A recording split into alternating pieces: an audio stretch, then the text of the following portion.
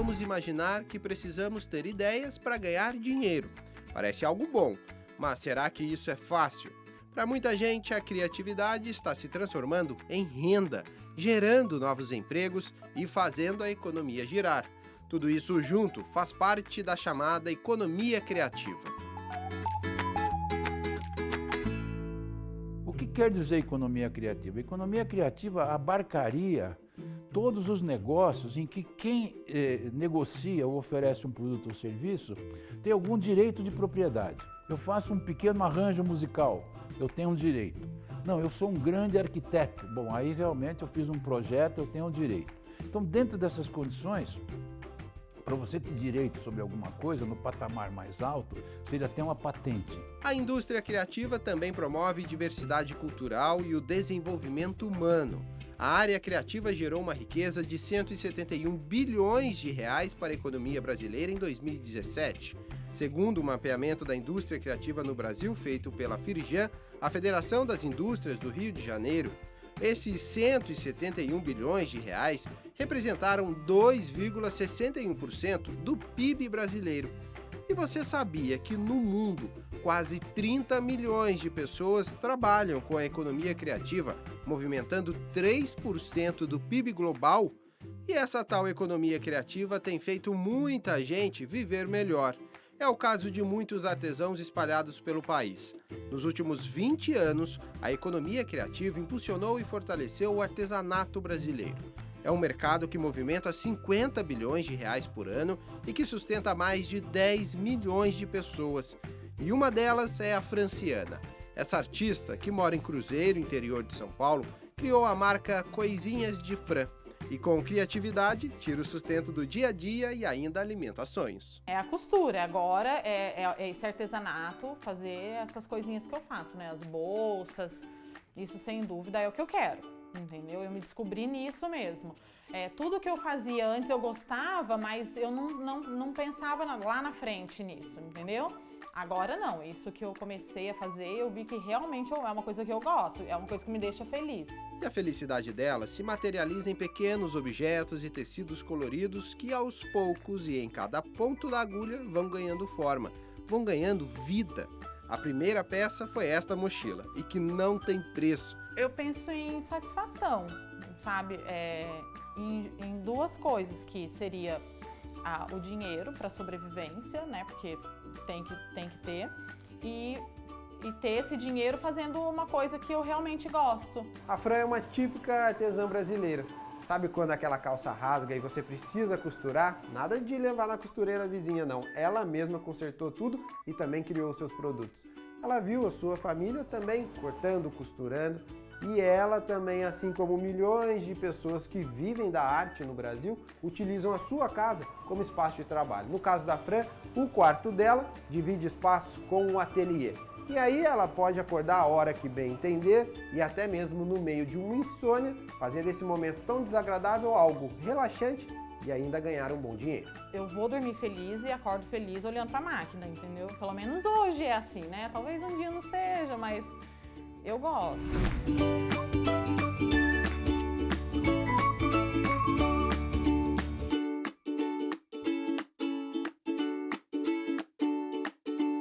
A história da Fran com o artesanato é recente.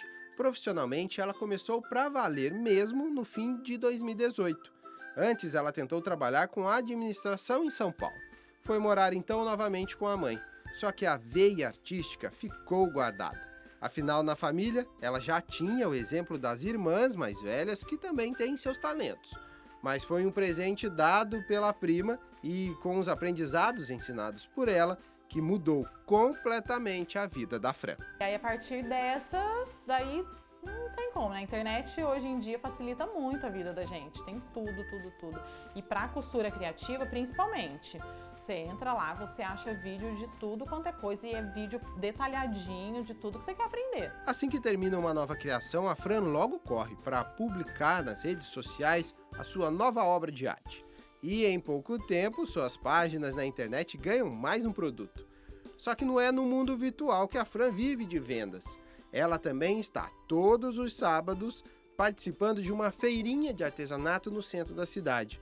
E às vezes ela não vende nada e volta para casa de bolso vazio. E mesmo que isso aconteça, ela não desanima. Muitas pessoas não valorizam, né? Isso é fato. Não tem o que discutir.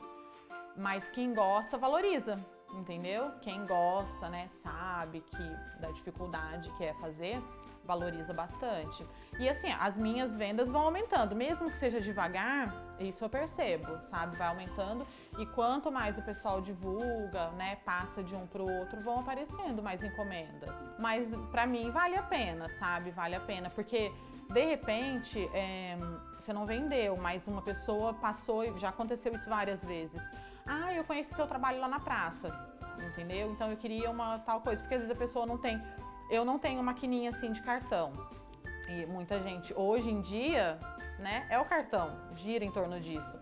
Então, cria uma dificuldade também nessa parte. Daí a pessoa, de repente, não teve lá o dinheiro e depois ela entra em contato, ou ela vai voltar num outro final de semana, entendeu? Então, pra mim, vale muito a pena ir.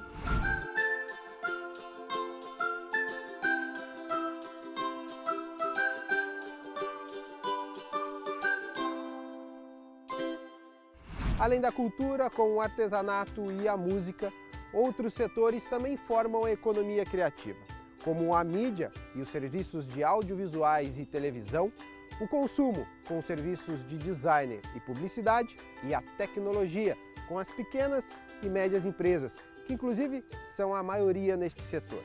E tudo isso aqui tem uma ideia em comum, muito simples: consumir menos e melhor. Afinal, seja conhecendo a pessoa de quem você está comprando ou então incentivando negócios sustentáveis. O que vigora hoje é o que se chama de economia circular. E a economia circular, ela significaria o seguinte, justamente é o que você perguntou de sustentabilidade. Eu vou ter um produto, eu vou produzi-lo, mas eu vou ser responsável também por reutilizá-lo. Quer dizer, de alguma forma eu vou ter que reaproveitar ou eu vou ser responsável. Eu não vou jogar ele no lixo simplesmente. Porque como nós fazemos, agora você se vira aí você separa depois, não, eu tenho que circular, eu tenho que reaproveitar aquilo de alguma forma. Então isso vai dar sustentabilidade.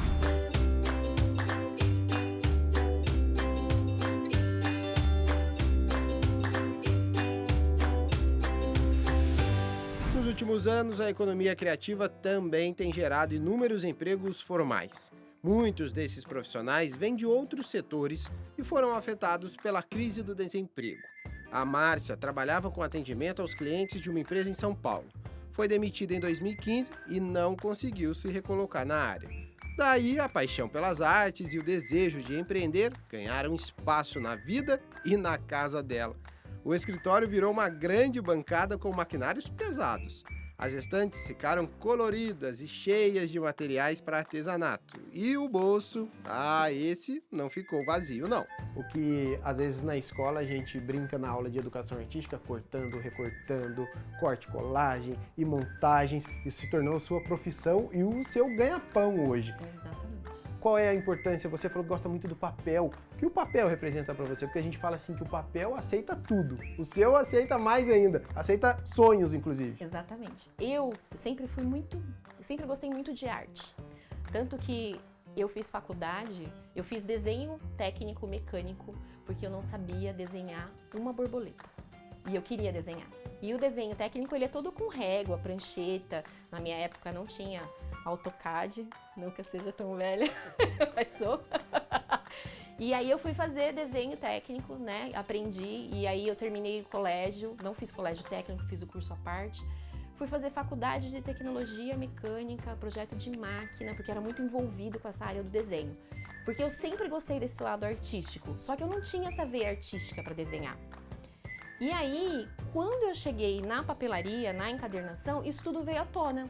Porque eu não consigo desenhar ainda no computador, mas eu consigo criar todo tipo de capa. Então, quando o cliente vem para mim e fala, eu queria um floral com tom de azul e branco, porque é o meu casamento. Aí eu já começo a imaginar. E hoje a gente tem um banco de imagens com qualidades gigantes. Vários artistas que disponibilizam, às vezes cobram, mas disponibilizam a imagem.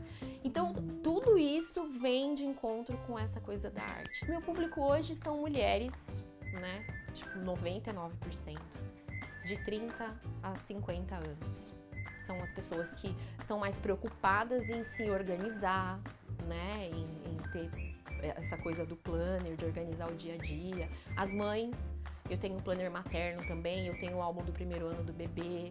Então acaba ficando muito nessa faixa, né? E quais são as suas dificuldades como um pequeno artesão? Você tem um trabalho um pouco mais industrializado pelo maquinário que você utiliza, mas ele não deixa de ser pequeno, não deixa de ser artesanal. Quais são as suas dificuldades de encontrar materiais, de poder repor produtos, de poder oferecer um bom preço, entender qual é a necessidade, como eu vou agregar isso ao meu preço? Quais dificuldades você encontra como um pequeno artesão?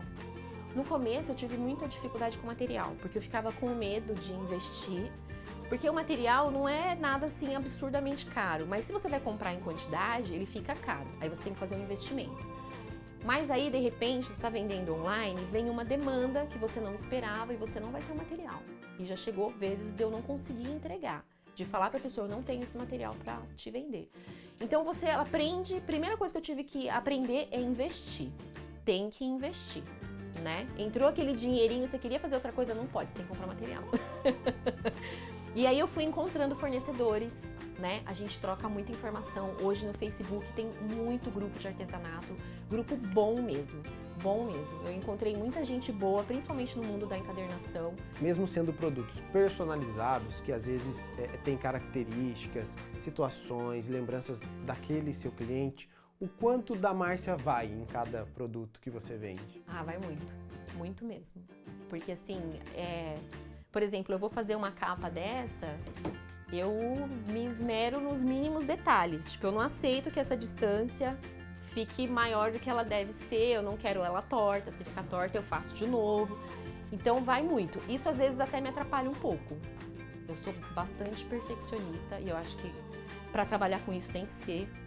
Eu acabo me cobrando muito, mas no final eu sinto, e é legal quando eu sinto do cliente, porque eles me mandam mensagem, já teve cliente que me ligou. Nossa, dá pra sentir o carinho que você colocou nesse trabalho. Quais são os sonhos e os planos da Márcia pro artesã urbana, que tem crescido gradativamente, né? Eu quero aumentar, né, essa parte de papelaria, eu quero maquinários que me ajudem na produção, e eu acredito, né, no potencial desse trabalho. Vários trabalhos têm potencial, mas eu acho que cada um tem o seu nicho. Eu acredito que agora eu encontrei o meu na papelaria, eu acredito muito nesse trabalho.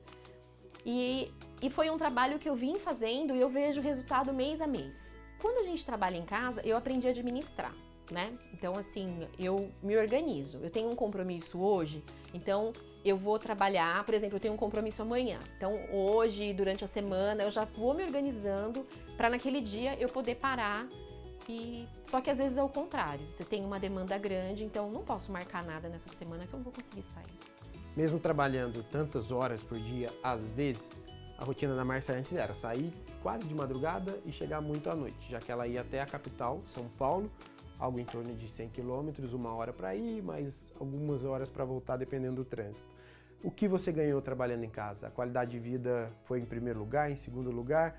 Onde entra essa qualidade de vida fazendo isso? O que eu gosto, a hora que eu quero, do jeito que eu quero? Em primeiro lugar. Primeiro que você já tem o estresse do trânsito, né? Então, você dirige 200 km por dia e tinha dia que eu dirigia 6 horas, porque eu ficava no trânsito, né? Então, era absurdo. E muita gente.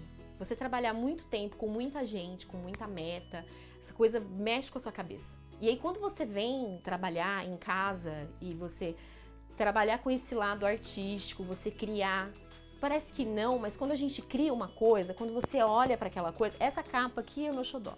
Eu adoro essa capa, adoro esse fechamento dela. E eu fiz muitas dela para dar certo.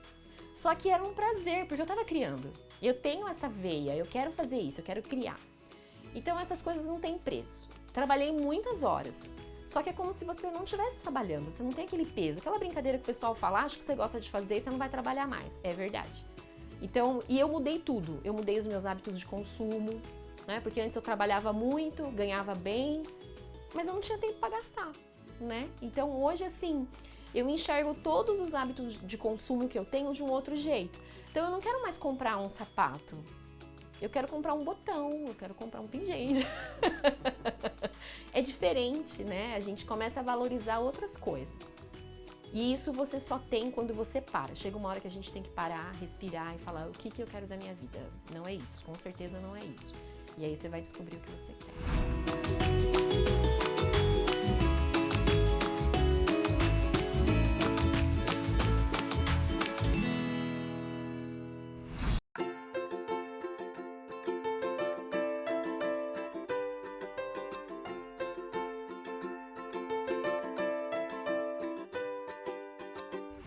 Mesmo com tanta disposição, empenho e criatividade, os microempreendedores e pequenos empresários enfrentam uma grande dificuldade no Brasil: a obtenção de recursos para expandir e desenvolver seus negócios.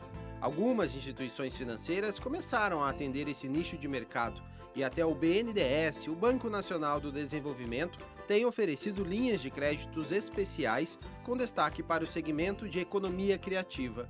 O escritor Victor Michalka ampliou os segmentos que formam a economia criativa para 18 e, em alguns deles, aponta onde o Brasil tem seus destaques. Resumindo, em design, em música, em gastronomia, em televisão, em vários desses setores de artesanato, nós podemos... O artesanato, segundo o Sebrae, emprega perto de 12 milhões de pessoas no Brasil. Só que são uma situação incrível, eles são meio microempreendedores. De repente eles não podem dar nota, mas se não der nota não pode vender. Então fica uma coisa assim que deveria regulamentar melhor. É possível ver o crescimento dessa economia em todo o mundo. A estimativa é que em 2015 o setor tenha movimentado 4 trilhões de dólares no planeta e que esse montante possa dobrar até 2020.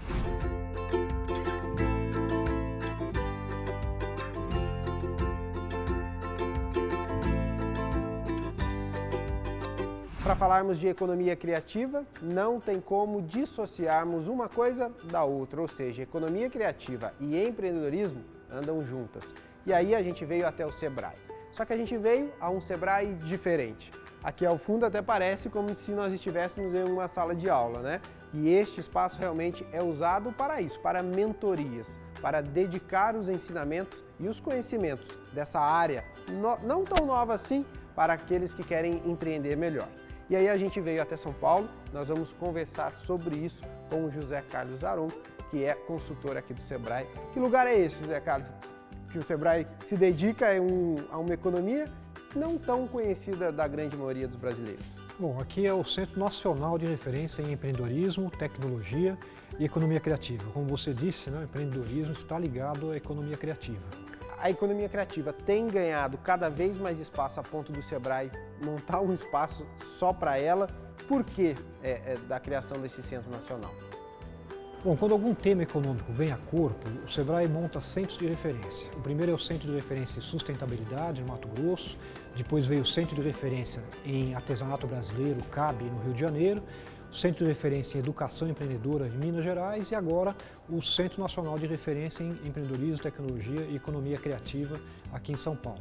Justamente para olhar mais de perto esse tema econômico, a economia criativa, que é mais recente, que ganha corpo e que tem uma possibilidade de geração de emprego e renda fantástico. As coisas aqui no Brasil ainda são feitas muito de uma maneira amadora. Eu faço uma arte, mas eu não me preocupo em registrá-la, né? Eu desenvolvo, por exemplo, um roteiro, não me preocupo primeiro em registrá-lo. Faço um livro, não me preocupo em fazer os direitos autorais, registrar os direitos autorais. Então, é por isso, né, que o Sebrae está entrando com essa orientação de negócio, de que para valorizar a sua arte, é necessário tomar os devidos cuidados porque é o seu patrimônio, né? E esse patrimônio tem que ser cuidado desde o início, que é o registro dos seus direitos autorais, da propriedade intelectual.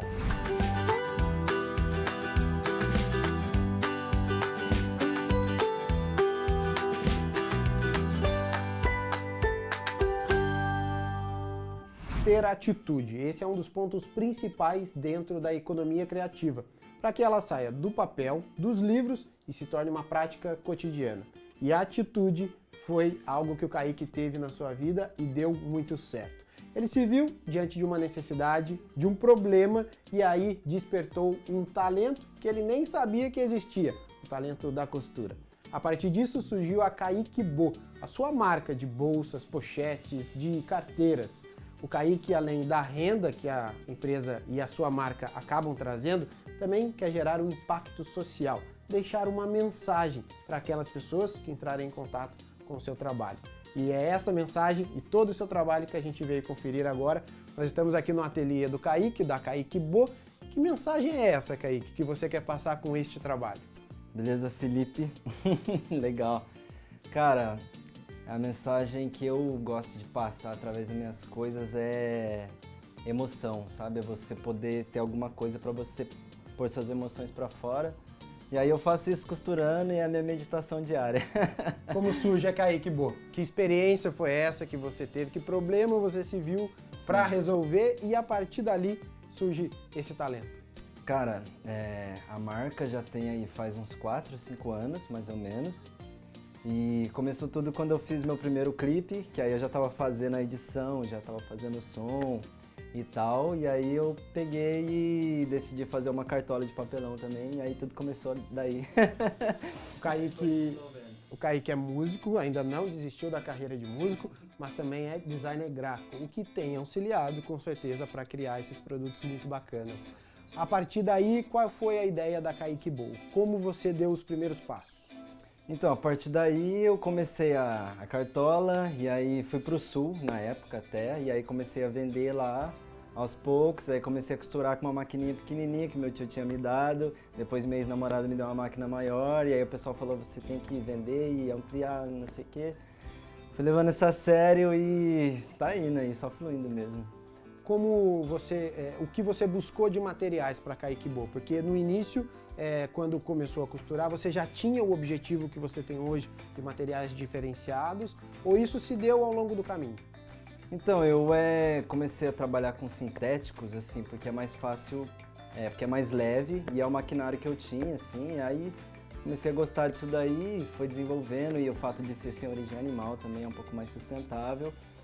É uma coisa que eu gosto e me faz bem, e é isso daí. Fala-se que esse tipo de trabalho tem a ver com uma linha vegana. Isso. Esse é um pensamento e uma ideia que você quer passar. Isso, exatamente. Atinge esse público também e acaba atingindo a galera também que usa couro mesmo, mostrando uma nova possibilidade para eles, né, dos materiais sintéticos, que também a qualidade aumentou muito nesses últimos tempos aí por causa dessa coisa de sustentabilidade mesmo. Eu acho que as pessoas estão mudando bastante, né, porque elas estão tendo mais acesso a informações boas também, né, no meio, que nem eu disse, no meio de tanta bagunça, às vezes a gente vai achando coisas boas e a moda em si está se conscientizando mais, né.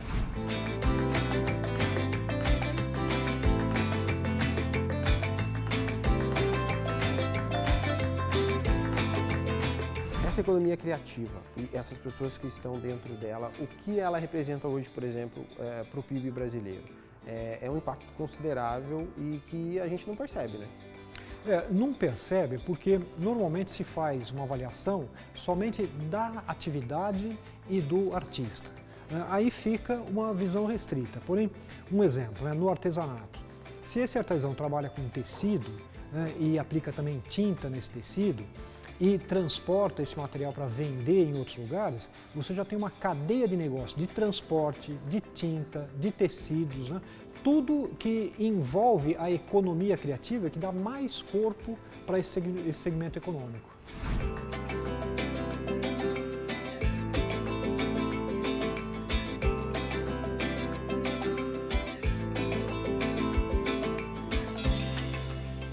A palavra rede é definida pelo dicionário como o entrelaçamento de fibras ligadas por nós ou entrelaçadas nos pontos de cruzamento. Essa rede pode ser feita de algodão, rayon, nylon ou então de outras fibras. Mas algumas redes podem ser feitas de gente. As redes de artesãs, de artistas, de sonhadoras. E quem foi atrás para que uma rede dessas existisse foi a Alice. Eu tinha 23 anos e aí uma amiga minha tinha voltado de uma viagem e a gente resolveu largar os nossos empregos. Eu estava me formando em Direito e Relações Internacionais, com o sonho de ser diplomata e trabalhando numa multinacional. meio que já, né, criando uma carreira executiva. E aí, nesse momento que ela volta dessa viagem, a gente resolve largar tudo isso para fazer uma nova viagem que mudou a nossa vida. A gente transformou essa viagem num projeto chamado Projeto Realice e a gente foi para a Índia, Bangladesh, Tailândia e Vietnã para conhecer projetos sociais que deram certo. E uma das linhas que a gente pesquisava era a geração de renda. E quando eu cheguei na Índia, que eu vi aquelas mulheres todas trabalhando, aqueles bordados maravilhosos, né?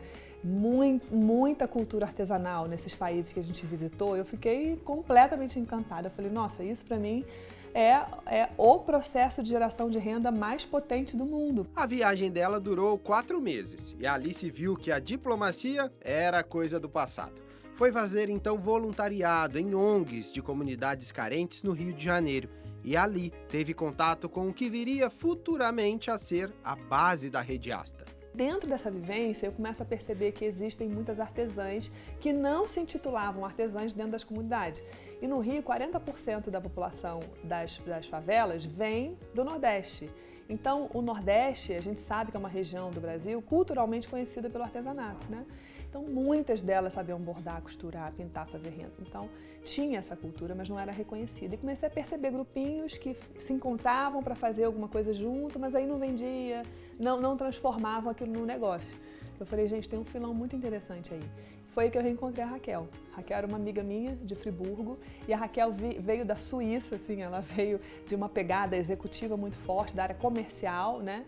E eu pensei, cara, para a gente conseguir fazer um projeto bacana de feito à mão com mercado, tem que ter alguém de mercado, e eu não sou essa pessoa. Nesse voo, a Alice foi a pipa e a Raquel a linha. Uma viagem para mostrar para milhares de mulheres a arte que elas tinham em mãos. A Rede Asta nasceu na reutilização.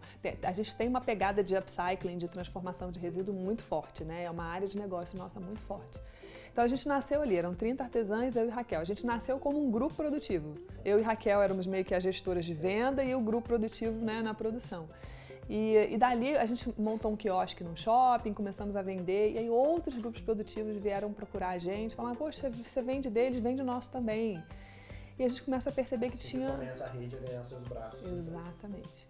E a gente começou, desde o início, a gente começou a perceber que tinha um sonho ali que estava nascendo, que era o sonho de levar os produtos artesanais para todos os lugares. E mesmo em meio às tantas novidades que iam surgindo, além dos projetos que iam se criando na cabeça, a Rede Asta sofreu.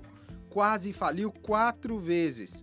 Para Alice, o motivo de seguir era que a cada passo 100, 200, 1000 novas artesãs se juntavam e elas diziam enfrentar as mesmas dificuldades.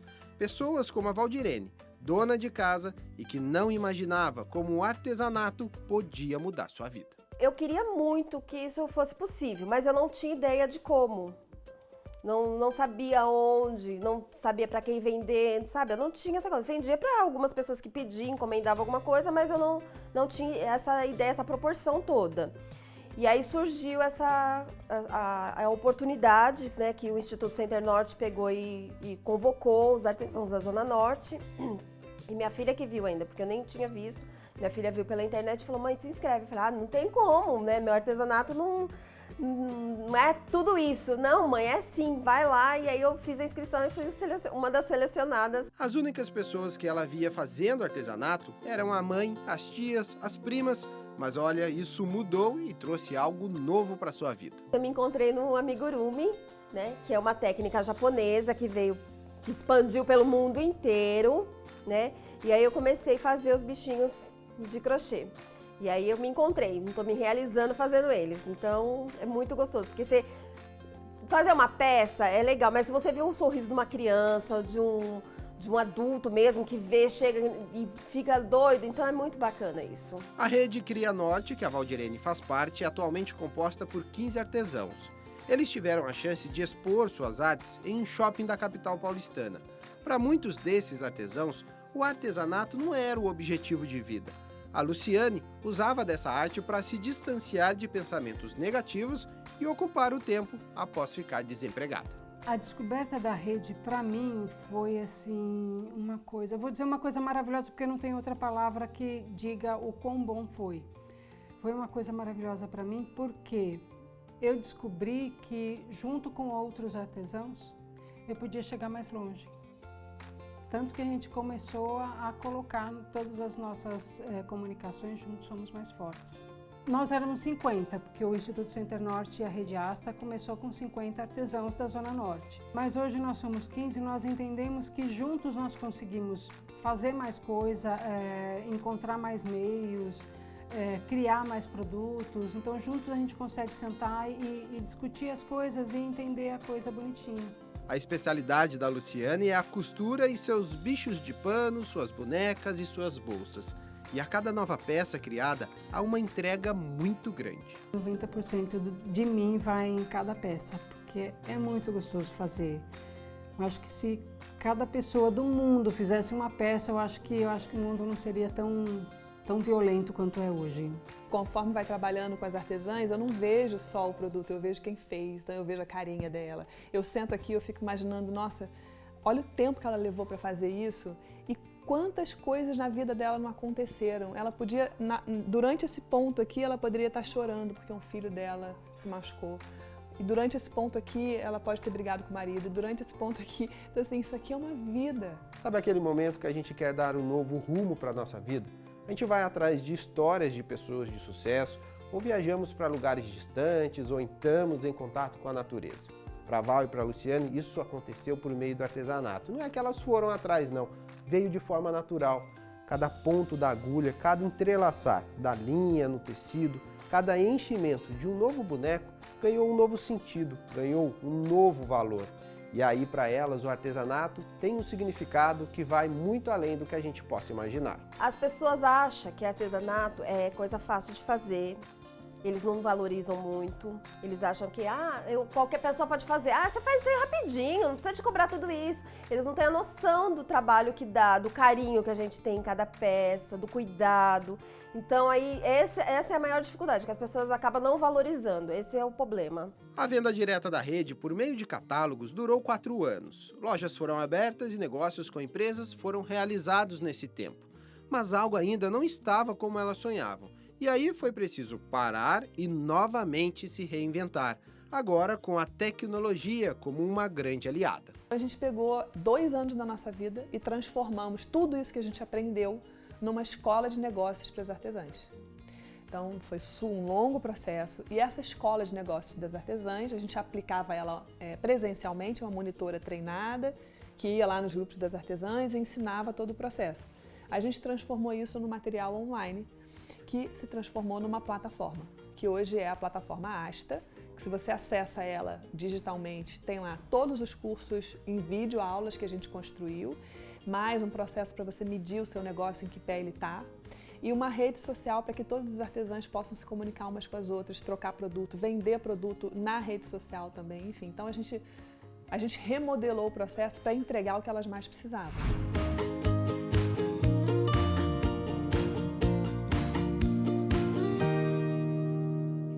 São alguns ingredientes, não é um só, né? Eu acho que o primeiro ingrediente é amor. Tem muito amor ali, tem muito amor. A nossa equipe inteira é uma equipe apaixonada, sabe? É uma equipe que não está ali por causa do salário do final do mês. É uma equipe que está ali porque realmente acredita nesse nosso sonho. O salário é uma consequência. Ele tem que existir, claro, as pessoas têm que ser muito bem pagas, é claro, óbvio, reconhecidas, mas não é isso que faz elas estarem ali, elas poderiam estar em outros lugares. Então acho que o que move a gente é esse amor, é essa paixão por essas mulheres com quem a gente trabalha e pelo nosso sonho, porque a gente não pensa pequeno, Felipe, a gente sempre pensou muito grande, a gente pensa grande, a gente quer mudar essa economia. A gente tem um propósito que é muito maior do que a gente, esse propósito é maior do que a minha vida, é maior do que a vida das pessoas que estão com a gente, então ele norteia muito as nossas ações, né?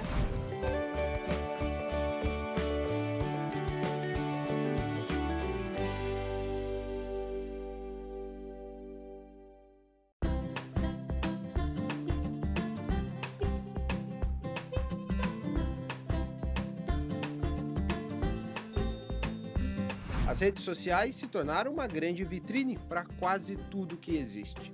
Não somente para vender produtos e também mostrar ideias, mas se tornou um grande canal de debates e troca de experiências.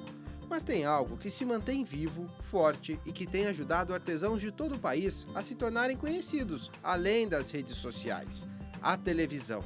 E os programas de artesanato, por exemplo, são grandes incentivadores da criatividade.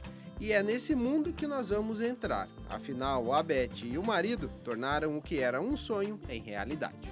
Eu gosto de estar presente em todo o processo do programa, sabe? Eu dou ideia, eu sugiro convidados, eu sugiro pautas. Aqui mesmo nos bastidores eu falo, vamos trocar isso, vamos trocar aquilo, porque o Combina me inspira.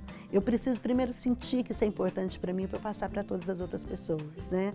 Eu rezo antes de começar o programa e essa certeza, sabe? De que ele faz diferença na vida das pessoas. Acho que essa é a minha grande comunicação. Se me contasse que ia chegar ao ponto que está, eu não acreditava. Porque foi uma ideia assim muito, sabe? Eu assisti um vídeo, né, da despedida da Kombi e naquela hora eu falei assim, por que não uma Kombi? Um ateliê Kombi, né? Um carro onde eu possa ir nos ateliês, nas feiras de artesanato, montar numa praça assim e mostrar. Então era um projetinho pequenininho na minha cabeça para ficar num canal, né, no YouTube assim.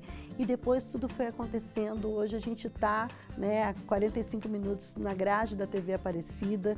Todo o alcance que ele tem, tá certo que ele foi todo transformado para melhor, né? Então, que legal, a Kombi foi longe, hein? E como foi, Beth? A gente bem que vê você toda por aí nessa Kombi toda arrumada.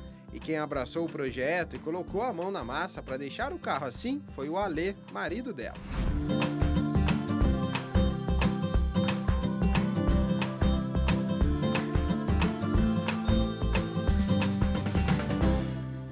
Ela me apresentou a proposta de criarmos o Combina, que a intenção dela era ter uma Kombi, onde fosse um cenário itinerante e ela pudesse apresentar o artesanato do Vale, né?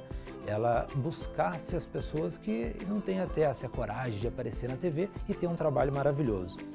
E, a princípio, o projeto era muito bom, porém o carro que ela queria, a Kombi que ela queria, não me agradou muito, sabe? Aí estudamos, chegamos numa Kombi ideal, onde surgiu a Combina mesmo. Adotei totalmente o projeto, desenvolvemos, fizemos o desenho, né, dessa criação visual dela. Nós tivemos aí cerca de 6 meses para fazer a Kombi. Chegamos próximo do que a gente queria, mas buscamos um profissional formado realmente na área audiovisual para dar esse horizonte para a gente. Mas eu fiz toda a parte estrutural da Kombi interna ali, mudanças.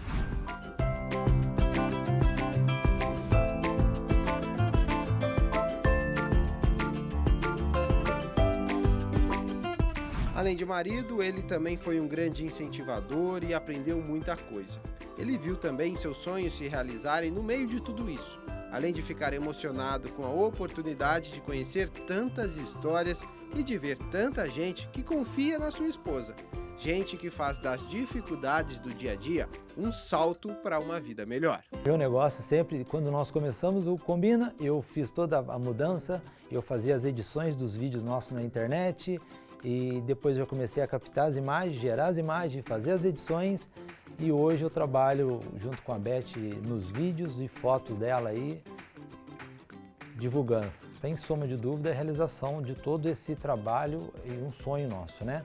A gente vê o resultado, como está sendo bacana, como tem feito bem para as pessoas, como a carisma da Beth, eu acho, ajuda muito, né? Então, a soma de todo o projeto, que é lindo, maravilhoso, passar para as pessoas alegria, autoconfiança, despertar nas pessoas a vontade de poder fazer, de poder executar aquilo que carrega no coração. Às vezes tem um medo, às vezes tem um preconceito e a Beth passa esse otimismo, essa coragem para a pessoa. E o Combina, desde que criamos, a maior proposta é o quê? Dar oportunidade para os bons profissionais, né? Para as pessoas que acreditam no trabalho e têm um trabalho bacana. Bom, a Beth está lá apresentando o programa na frente das câmeras e aqui atrás das câmeras está o seu grande parceiro, o Alê, seu marido, e grande apoiador de todo este projeto. O Combina é a realização de um sonho da Beth. Ela é jornalista e sempre quis noticiar boas notícias. E por meio do artesanato, isso está sendo possível todos os dias, com histórias de superação, de empoderamento e de transformação na vida das pessoas. Nem sempre é fácil falar de coisas boas, mas graças a Deus a minha história foi assim, sabe, bordando, e eu fui parar nesse nicho da comunicação, né, de divulgar o artesanato brasileiro por meio da TV Aparecida. E eu sou muito feliz, eu acho que é um sonho realizado, assim, quando as pessoas me dizem assim, Beth, você é uma incentivadora do artesanato. Nossa, eu fico muito feliz de ter esse cargo. Antigamente, os programas de artesanato, na maioria, era só para ensinar alguma coisa, né? Mas eu penso que muito mais o artesanato faz, ele está presente na vida das pessoas, ele chega na vida das pessoas em algum momento. Artesanato é terapia, artesanato está sendo indicado por profissionais, por médicos, por psicanalistas, né, para as pessoas fazerem algum trabalho com as mãos, e isso traz cura, né? Artesanato é, sim, economia, tem tantas histórias, né, de maridos que vêm trabalhar com a esposa e aí esquece a sua profissão, a gente vê o empoderamento feminino também presente no artesanato. Então ele está ali, né, em todo cantinho, uma hora mais tímido ou não, mas o artesanato se faz presente. E eu vejo de uma maneira muito positiva esse crescimento. Há quase 15 anos eu trabalho com artesãs, eu já fiz outros tipos de programa, né, de culinária, de entrevistas com médicos, mas hoje eu vejo que isso me dá mais prazer, mais alegria, isso brilha os meus olhos.